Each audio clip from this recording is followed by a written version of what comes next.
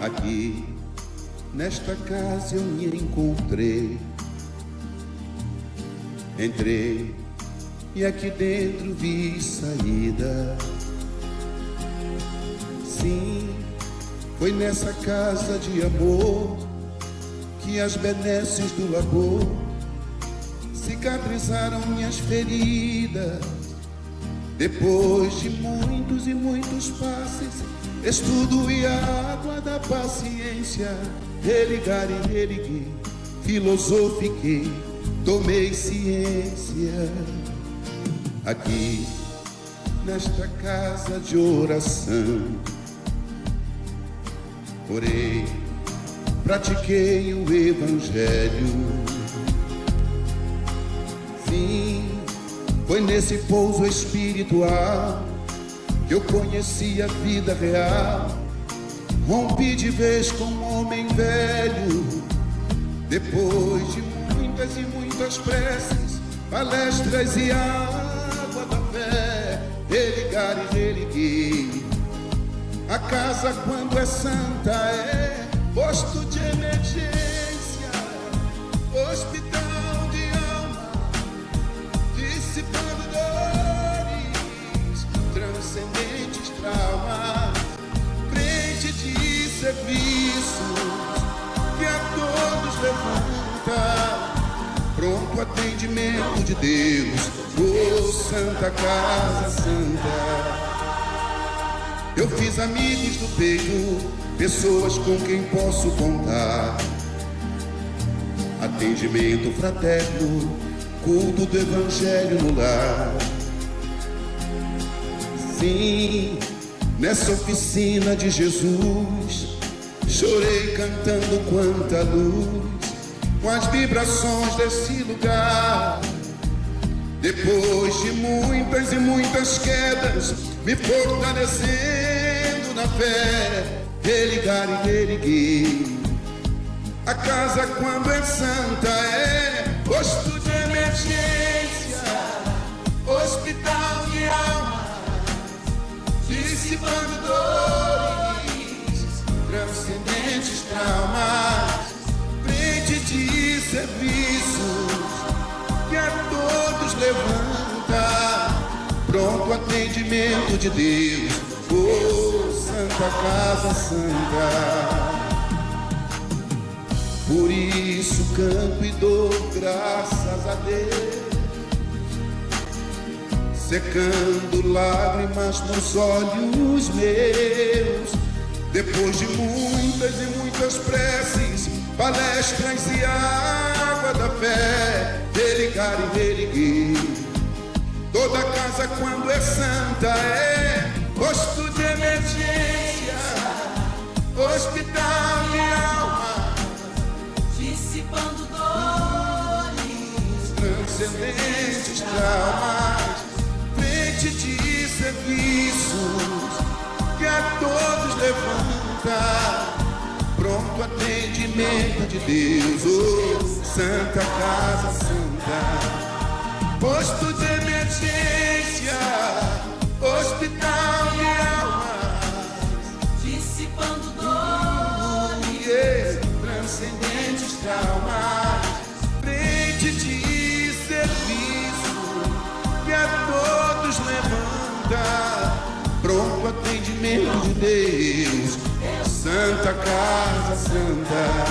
Frente de serviços que a todos levanta, pronto atendimento de Deus, Santa Casa Santa.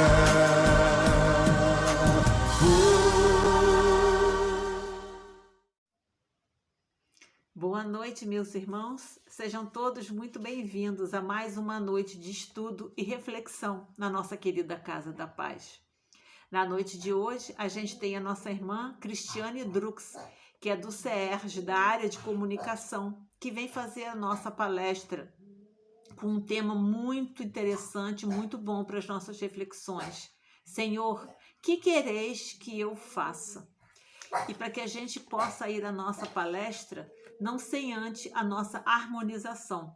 E para isso eu escolhi uma página do livro Fonte Viva, pelo Espírito de Emmanuel, psicografia de Francisco Cândido Xavier. É a lição número 17. Ela é intitulada Cristo e Nós. E inicia com uma passagem que está no Atos, capítulo 9, versículo 10. E disse-lhe o Senhor em visão, Ananias, e ele respondeu, eis-me aqui, Senhor. Os homens esperam por Jesus e Jesus espera igualmente pelos homens. Ninguém acredite que o mundo se redima sem almas redimidas. O Mestre, para estender a sublimidade do seu programa salvador, pede braços humanos que o realizem e intensifiquem. Começou o apostolado buscando o concurso de Pedro e André, formando em seguida uma assembleia de 12 companheiros para atacar o serviço da regeneração planetária. E desde o primeiro dia da Boa Nova, convida, insiste e apela, junto das almas, para que se convertam em instrumento de sua divina vontade, dando-lhes a perceber que a redenção procede do alto, mas não se concretizará entre as criaturas sem a colaboração ativa dos homens de boa vontade. Ainda mesmo quando surge pessoalmente, buscando alguém para sua lavoura de luz, qual aconteceu na conversão de Paulo, o Mestre não dispensa a colaboração dos servidores encarnados. Depois de visitar o doutor de Tarso, diretamente, procura Ananias, enviando-o a socorrer o novo discípulo. Por que razão Jesus se preocupou em acompanhar o recém-convertido, assistindo-o em pessoa?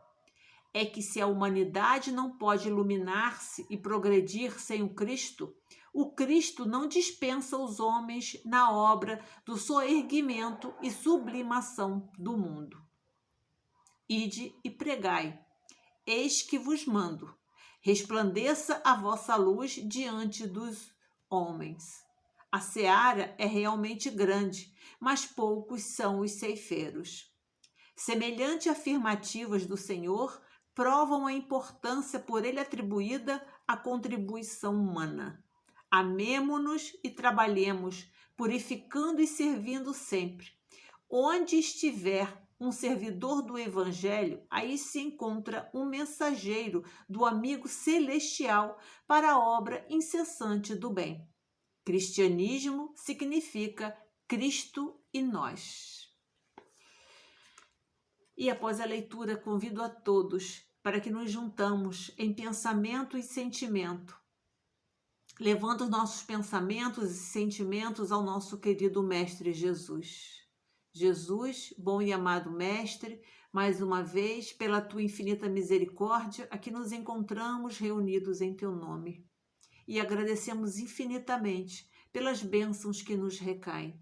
Que a Tua luz, Senhor, possa envolver a todos nós, envolver os nossos lares, que acima das nossas vontades e súplicas seja sempre feita a Tua vontade. Que saibamos entender, Mestre querido, os Teus ensinamentos, trazendo-os para dentro de cada um de nós, fazendo a reforma tão necessária a todos nós. Que a Tua luz permaneça conosco, que caminhe conosco, Senhor, durante toda a nossa estrada. E assim, Senhor, pedimos a Tua permissão para iniciarmos mais um estudo da noite de hoje. Que assim seja, graças a Deus. E assim, vamos ao nosso estudo. Uma boa noite de estudo para todos nós. Fiquem com Deus. Olá, queridos amigos da Casa da Paz, é com muita alegria que estamos hoje aqui refletindo sobre a doutrina espírita, refletindo sobre o Evangelho. E queremos hoje falar de uma personalidade, de uma personagem incrível, que é Paulo de Tarso. O tema de hoje é Senhor, o que queres que eu faça? Então, antes de mais nada, vamos nos debruçar um pouco sobre a biografia dessa personagem, dessa figura importantíssima para a propagação do Evangelho, que depois colaboraria também, já desencarnado, na codificação dos Espíritos. Então falaremos sobre Paulo de Tarso. Paulo de Tarso, ele vai ser referenciado em inúmeras obras, mas nós vamos escolher, né, e escolhemos, na verdade, algumas destas obras para servirem como fio condutor para a nossa explanação no dia de hoje.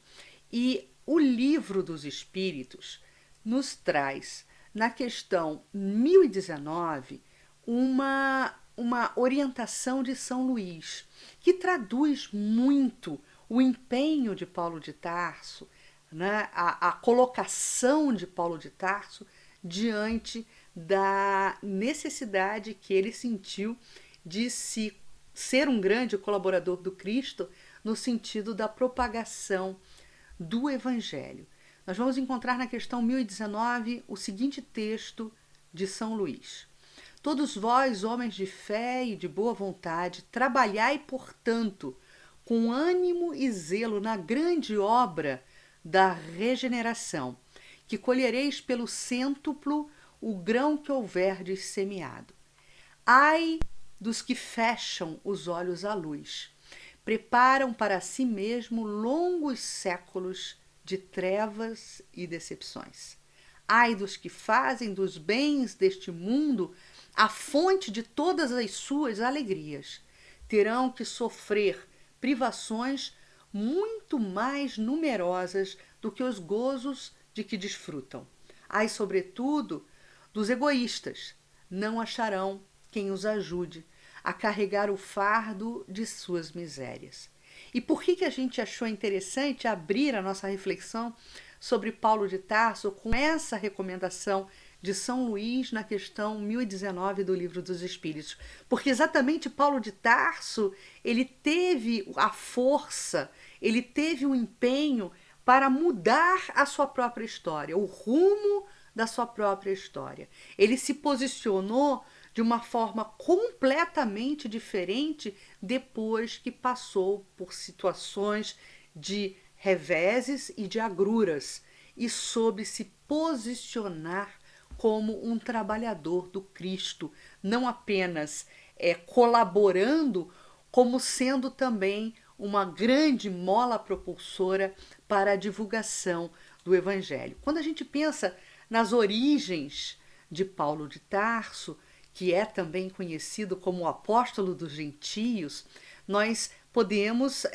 recuperar, né, a informação histórica que ele nasceu em Tarso, que era a então capital da Cilícia, um importante centro mercantil e intelectual do mundo, naquele momento, entre os anos 5 e os anos 10, né, e o ano 10 da era cristã. No momento da circuncisão, né, dentro da tradição dos hebreus, Paulo recebeu o nome de Saulo. Só depois, na sua própria biografia, que ele vai ganhar o nome de Paulo. Fazia parte de uma família judaica da tribo de Benjamim e era também um cidadão de Roma. Seus pais, embora judeus, gozavam dos privilégios da cidadania romana, o que fazia, para aquele momento, principalmente para o seu momento inicial dentro do processo de educação, uma grande diferença. Privilégios que podiam ser conseguidos pelos habitantes, justamente das províncias, de duas formas: como recompensa por serviços prestados e pelo desembolso de vultuosa quantia. Paulo de Tarso era fariseu e teve como preceptor o grande rabino Gamaliel, que depois se converte também ao cristianismo. Nos primeiros anos ele frequentou a sinagoga, onde aprendeu nos textos sagrados até a aritmética. Como a tradição prescrevia, ensinar era um trabalho útil às crianças. Saulo aprendeu também a tecer pano de barraca. Então Paulo era também, além de um estudioso da religião, né, tendo se tornado um fariseu, ele também era um artesão, porque fazia parte da tradição dos hebreus um ensino voltado para os trabalhos manuais, usando uma fazenda áspera e durável, entremeado com pelos de cabra. Então Paulo aprendeu a tecer fazendas, tecer panos para a constituição de barracas. E em relação ainda à história de Paulo, a biografia dele, ele fez parte do Sinédrio em Jerusalém e foi um grande, um respeitável doutor da lei. Ele desenvolveu toda a sua versatilidade enquanto religioso no Templo de Salomão, preparando-se para ser justamente um devotado rabino. Ele mesmo, na Epístola aos Gálatas, afirma: e me avantajava no judaísmo sobre muitos da minha idade e linhagem, pelo extremo zelo às tradições de meu país, de meus pais também. Ardoroso defensor de Moisés, Saulo desencadeou séria perseguição aos homens do caminho. Como doutor da lei, ele via naquela nova filosofia, naquela nova proposta de vida, uma grande ameaça para o que os doutores da lei pregavam, para tudo aquilo que se entendia como fio de prumo para uma conduta religiosa. Ele considerou o seu primeiro grande triunfo contra o Nazareno a lapidação do jovem Estevão, que depois, Paulo vai descobrir ser o irmão da sua amada noiva Abigail. Emmanuel descreve justamente na obra Paulo e Estevão em detalhes toda a dor e toda a vergonha que Saulo, então doutor da lei Saulo de Tarso, sentiu ao se dar conta de que Estevão não era outro justamente senão o irmão da sua mulher amada, da sua noiva Abigail, que viria a morrer 8 meses depois. Então, no romance Paulo e Estevão, todos esses episódios da vida de Paulo vão sendo detalhados com maestria pelo espírito de Emmanuel. É um livro de episódios históricos do cristianismo primitivo, é um romance ditado pelo espírito de Emmanuel a Chico Xavier em 1942 e justamente se torna hoje uma grande fonte de referência para quem quer estudar em detalhes a vida de Paulo de Tarso. Então, a adesão ao cristianismo de Gesiel, que se tornou depois Estevão, ganhou um nome cristão de Estevão, e a morte de Abigail.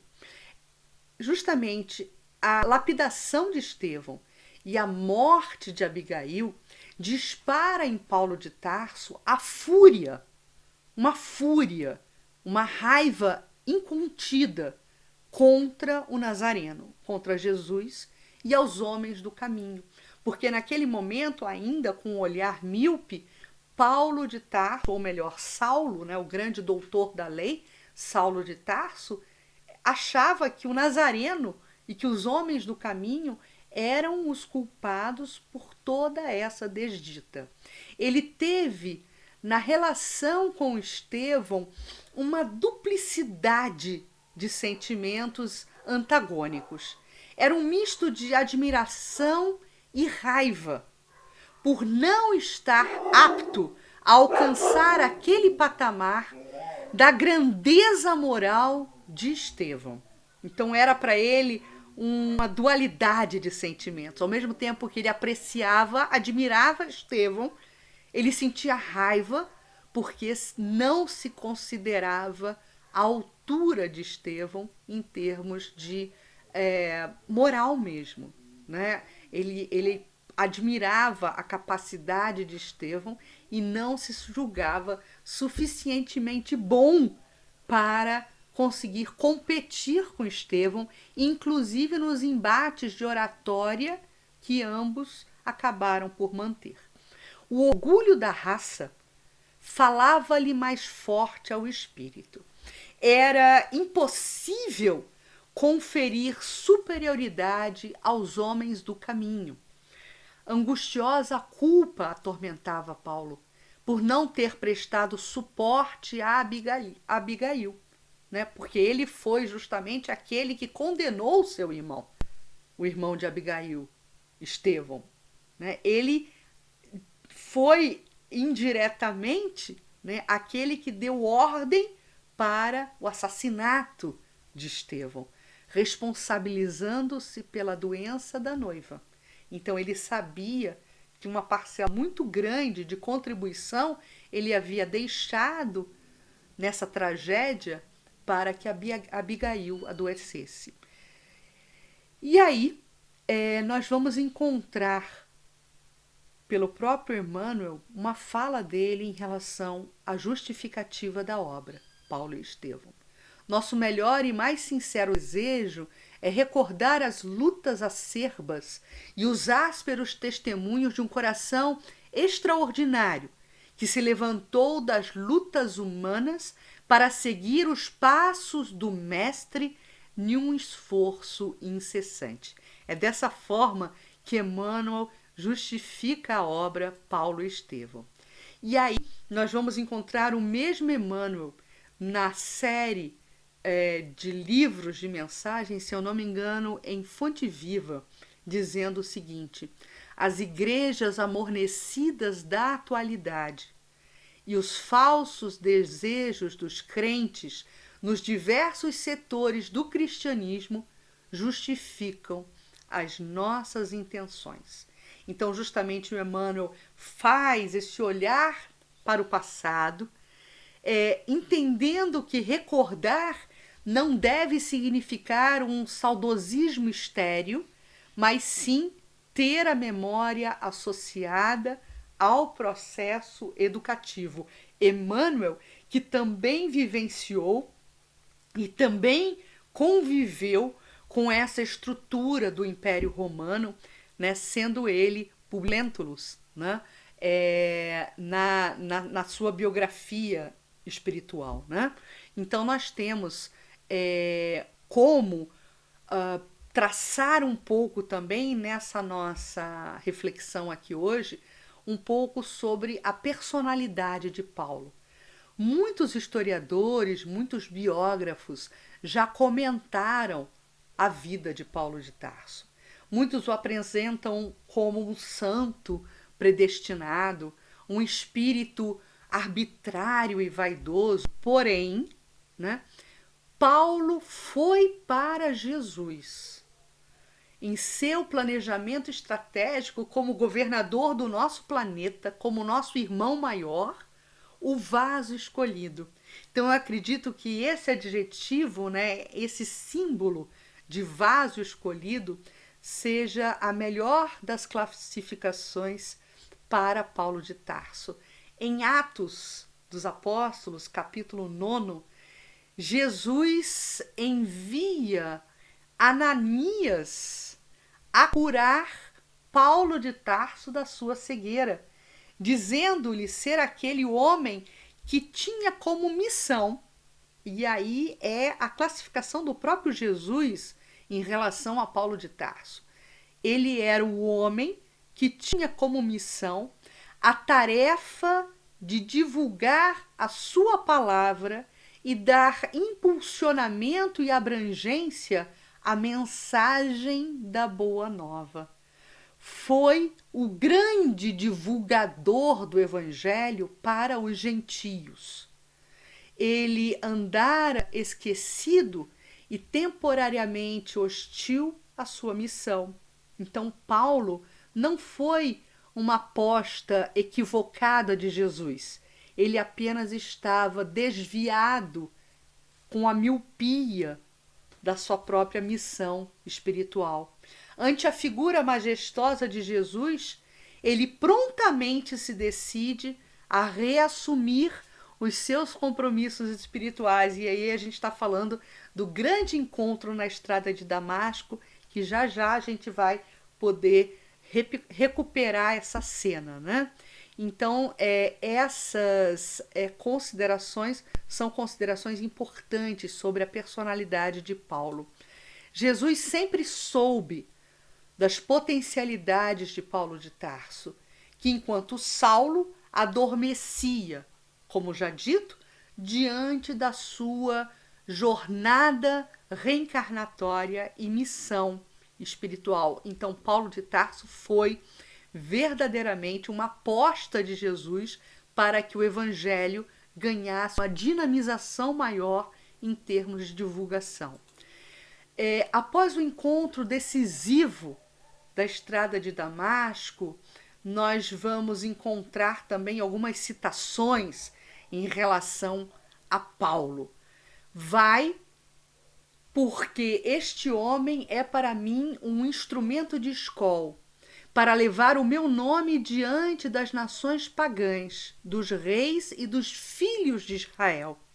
Eu mesmo lhe mostrarei quanto lhe é preciso sofrer em favor do meu nome. São palavras de Jesus para Ananias.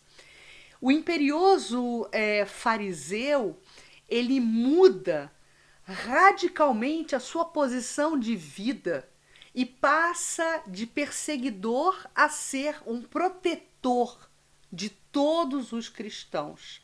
Ele é conhecido como apóstolo dos gentios e é o primeiro grande missionário cristão, empreendendo as viagens ao lado do seu grande companheiro Barnabé.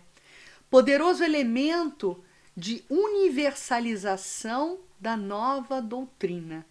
Ele era judeu de origem e formação e entendeu que o pensamento do Cristo não podia ficar contido nos limites da raça judaica.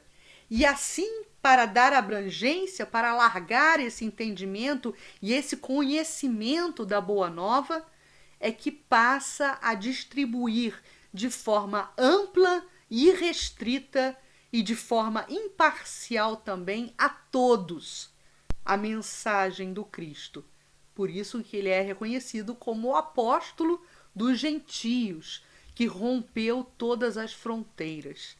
Soube esperar o momento decisivo para que começasse a trabalhar em nome do Cristo. Se aproximou da casa do caminho, meditou durante 3 anos no deserto e depois, durante mais 3 anos, viveu na obscuridade. E depois se lançou como colaborador do Cristo, com o apoio da Casa do Caminho e de todos os irmãos que por lá encontrou, para empreender as diversas viagens ao lado de Barnabé.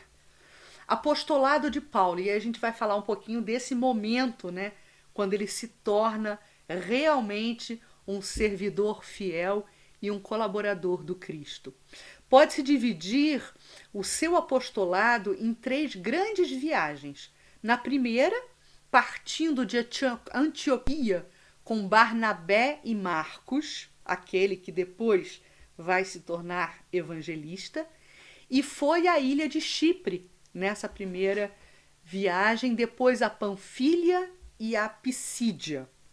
Ele foi ao longo do caminho deixando núcleos implantados, né, nas cidades, como por exemplo de Perge, Antioquia de Pisídia, Icônio, Listra e Derbe. Foram cidades pelos quais os 3 passaram, deixando a mensagem da Boa Nova, e logo após ele retorna a Jerusalém. Na segunda grande viagem, Paulo de Tarso já está na companhia de Silas e Timóteo.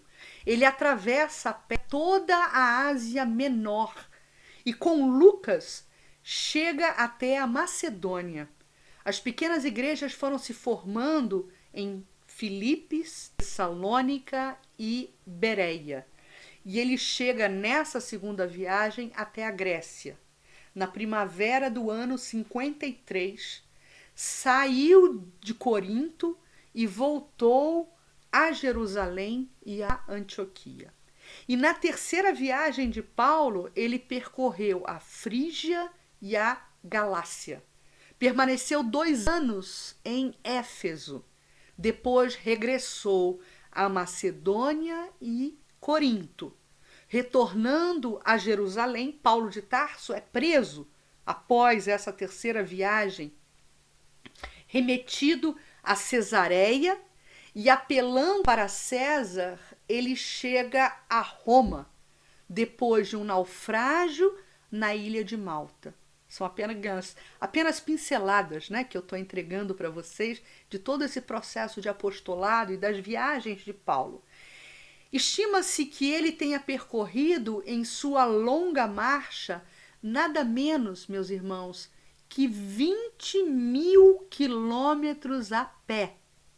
Imaginem, 20.000 quilômetros a pé, ou seja, metade do comprimento da nossa linha do Equador. Então, falando um pouco, né, também desse bastidor, desse pano de fundo de conhecimento de Paulo de Tarso. A gente costuma dizer os 3 mundos de Paulo de Tarso. Ele vai beber na Grécia, ele vai se inspirar na Grécia com os mestres gregos, exatamente porque ele é filho da cidade de Tarso, que tinha uma grande influência grega. Em Israel, né, ele vai ter a certeza do monoteísmo. Como doutor da lei, ele vai defender essa posição filosófica do monoteísmo, né? E como cidadão romano, ele também aprendeu a conviver com o politeísmo. Então, esses 3 mundos de Paulo, Grécia, Roma e Israel, dão a ele um arcabouço de conhecimento extraordinário para ele depois ser o grande divulgador da Boa Nova e ser um exímio orador com muita capacidade de articulação, não só de palavras, como também de argumentos. E aí a gente está recuperando na questão 1009 agora do Livro dos Espíritos, que eu vou ler uma citação de Paulo, que é ele que escreve, né, essa citação na questão 1009, no Livro dos Espíritos, nos entregando um conteúdo precioso. Ele diz assim: gravitar para a unidade divina, tal é o objetivo da humanidade. Para atingi-lo, são necessárias 3 coisas: a justiça, o amor e a ciência. 3 coisas lhe são opostas e contrárias ao mesmo tempo: a ignorância, o ódio e a injustiça. E é curioso porque nessa questão 1009, quando ele cita a justiça, o amor e a ciência, ele também faz, de uma certa forma, referência a esse pano de fundo, Roma, Grécia e Israel, onde ele pôde beber nessas 3 fontes, se agigantando em termos filosóficos em relação à justiça, o amor e a ciência. Em relação às suas missões, né? Paulo atuou em vários patamares, em várias esferas diferentes. Em Roma, né, ele se articula com a questão da justiça, né? A justiça de Roma, que já estava muito bem consolidada dentro do Império Romano, sendo uma grande expertise característica da cultura romana. Na Grécia, ele vai se deparar com os filósofos e toda aquela profundidade de conhecimento e de sabedoria em relação à verdade. E como doutor da lei em Israel, ele vai se aprofundar no sentimento de religiosidade. Então nós temos Roma, justiça, Grécia, verdade, e Israel, religiosidade e sentimento, devoção a Deus, naquela questão monoteísta, né? porque Israel era, naquele momento, um núcleo de entendimento monoteísta cercado, né? Era uma ilha cercada por várias outras culturas politeístas. Então, o Paulo de Tarso, ele atua em missão nessas três esferas: justiça, verdade e religiosidade. Como missionário, ele proclamou as verdades do Cristo aos grandes e aos pequenos, de forma indistinta, ainda que precisasse percorrer entre os extremos da humildade e da renúncia. A fé, a convicção, a fé o sustentou em todas as dificuldades. Todavia, ele compreendeu que somente o amor faz o homem elevar-se.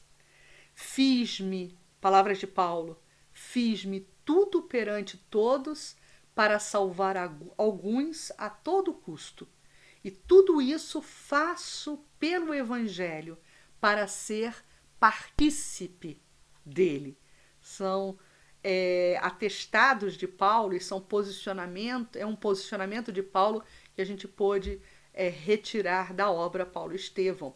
Os três momentos de Paulo, como doutor da lei, primeiramente, depois como profeta e apóstolo, né, tendo sido esse grande espírito missionário que irrompeu as fronteiras entregando a Boa Nova, e em um terceiro grande momento, já desmaterializado, né, no sentido de componente, dentro da sua estrutura de vivência espiritual, um membro da Pleiade do Espírito da Verdade, justamente sendo, em espírito, um dos colaboradores da codificação espírita. O chamado. Né? Paulo soube entender o seu chamado. E aí, quando a gente pensa nisso, nessa questão do entendimento do chamado, né, a gente gostaria de lançar para vocês que nos assistem nesse momento uma questão: quem estará nessa vida sem um ministério divino? Qual é a nossa proposta nessa vida? Ou melhor, qual é o nosso propósito nessa vida? Não há ninguém que esteja reencarnado aqui na Terra sem um propósito de vida. Né? Qual seria esse nosso ministério divino? É uma pergunta que devemos nos fazer exatamente para pautarmos de forma acertada as nossas atitudes e fazermos valer essa oportunidade da vivência aqui na Terra. Muita gente dirá, diz Emmanuel, em relação a Paulo de Tarso, em relação a essa proposta de vida, muita gente dirá que desconhece a própria tarefa, que é insciente a tal respeito, mas nós poderemos responder que, além da ignorância, há desatenção e muito capricho pernicioso. São palavras de Emmanuel em relação a essa provocação que eu fiz aí para vocês, em relação a essa questão. E Paulo de Tarso, em dado momento da sua trajetória reencarnatória, ele não foi desatento. Ele soube fazer a virada da chave e se entregou completamente à sua proposta de vida quando ele pôde recuperar, né, aquilo que estava traçado para que ele fizesse, enquanto espírito missionário que foi. Na estrada de Damasco, que é o grande ponto dessa virada de chave, desse encontro com Jesus, onde ocorre justamente o despertamento de Saulo. E aí a gente vai optar por trazer para vocês palavras do próprio Emmanuel, que descreve lindamente esse momento. Outra luz lhe banha os olhos deslumbrados. E no caminho que a atmosfera rasgada lhe desvenda, vê surgir a figura de um homem de majestática beleza, dando-lhe a impressão de que descia do céu ao seu encontro. Sua túnica era feita de pontos luminosos, os cabelos tocavam nos ombros, a Nazarena. Os olhos magnéticos, emanados de simpatia e de amor, iluminando a fisionomia grave e terna, onde pairava uma divina tristeza. Essa é a ambiência que Emmanuel descobre, né, do encontro de Paulo de Tarso com Jesus na estrada de Damasco, as portas, né, da entrada da cidade de Damasco, onde ele tinha ganho, né, para onde ele tinha ganho salvo-conduto para fazer uma perseguição brutal a todos os cristãos, inclusive a Ananias, que era uma liderança local na cidade de Damasco. E aí, justamente nesse momento, acontece a sua conversão, acontece o seu despertamento, o grande encontro espiritual entre aquele espírito missionário e o seu mestre. E Jesus fala para Paulo, ainda Saulo, até aquele momento, né? Saulo, Saulo, por que me persegues? E é muito interessante, poucos dão atenção quando se deparam ou estudam essa passagem, porque imediatamente o grande doutor da lei, Saulo de Tarso, ele responde ao mestre. Mas ele pergunta: quem sois vós, Senhor? E esse Senhor tem uma importância muito grande, porque naquele momento, enquanto doutor da lei, seria teoricamente inconcebível imaginarmos um doutor da lei, um fariseu da estatura de Saulo de Tarso, se referir a alguém, a algum desconhecido, o chamando de Senhor. Mas dada a magnitude daquela presença excelsa do mestre perante ele, da imponência da sua espiritualidade, da imponência da sua presença, do seu magnetismo, o grande doutor da lei, Saulo de Tarso, faz a pergunta e complementa: quem sois vós, Senhor? E Jesus responde: eu sou Jesus. E recomenda: não recalcitres contra os aguilhões.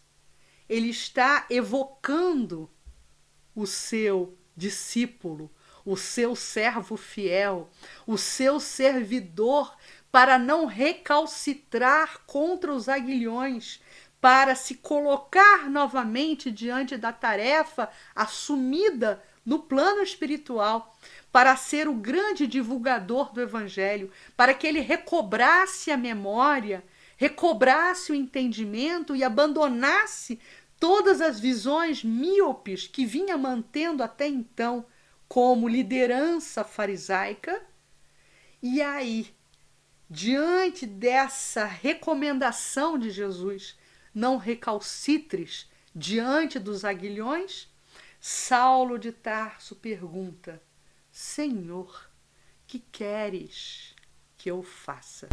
Senhor, que queres que eu faça? Tema da nossa conversa, da nossa palestra de hoje, mostrando-nos que temos sempre diante de nós, a partir de uma oportunidade reencarnatória, uma proposta de vida.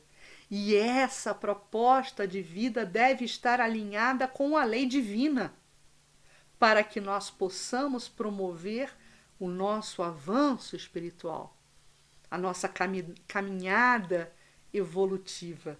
Daí porque essa pergunta, Senhor, que queres que eu faça, denota uma sublime submissão à vontade divina, à lei divina, aos propósitos maiores que vão permear e pontuar a nossa vida a partir de dando-nos um traçado inteligente, um traçado sábio para que alcancemos essa nossa evolução espiritual.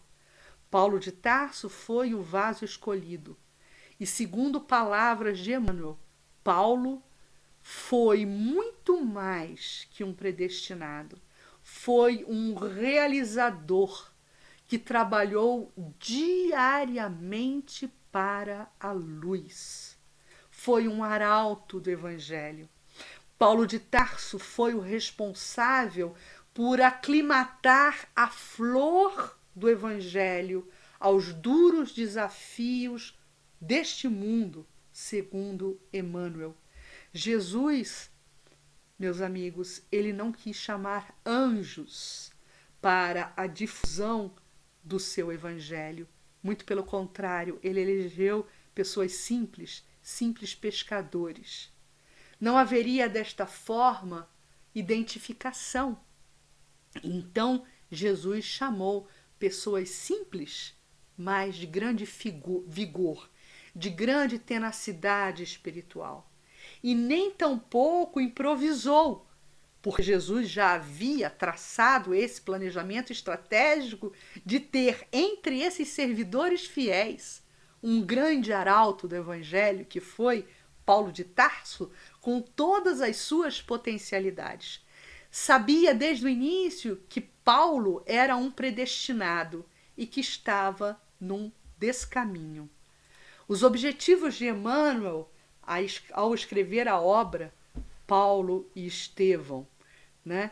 Ele diz o seguinte: entre Saulo e Jesus havia um abismo que o apóstolo soube transpor em decênios de luta redentora e constante. Ou seja, as adversidades, elas são pontuais, mas a luta redentora, ela tem que ser constante. Nós temos que nos renovar sempre em esforço para vencermos as adversidades, que também serão muitas ao longo da nossa vida. Então, não é diante da primeira dificuldade, diante da primeira fragilidade, que devemos nos abster, né? Demonstrá-lo para o exame do quanto nos compete em trabalho próprio, a fim de ir ao encontro de Jesus, é o nosso objetivo, diz Emmanuel. E por isso que ele nos traz e nos entrega magistralmente essa biografia de Paulo de Tarso. E é interessante que a obra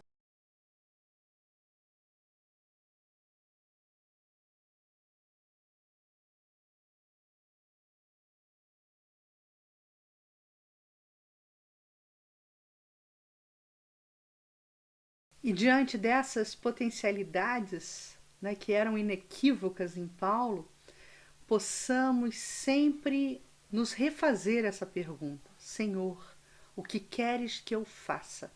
Para que possamos aproveitar ao máximo essa atual oportunidade reencarnatória e pautarmos as nossas vidas de forma que alcancemos uma progressão espiritual, que essa seja mais uma etapa da nossa escalada evolutiva.